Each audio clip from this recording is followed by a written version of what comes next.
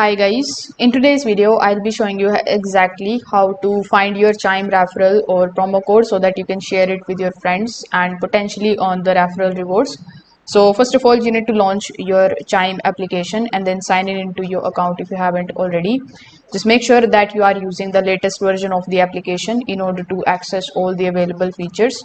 Now from the home page or from the home screen, you just have to tap on your profile icon and look for the option of refer friends. Now Chime typically places the referral tools in an easy to access section of the application.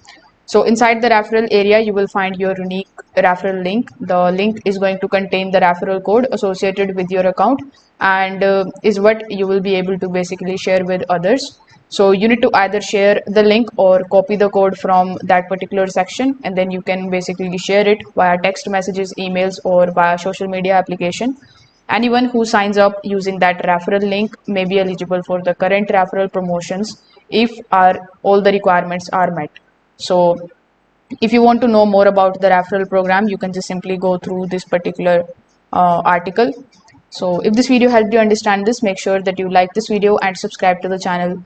Thank you.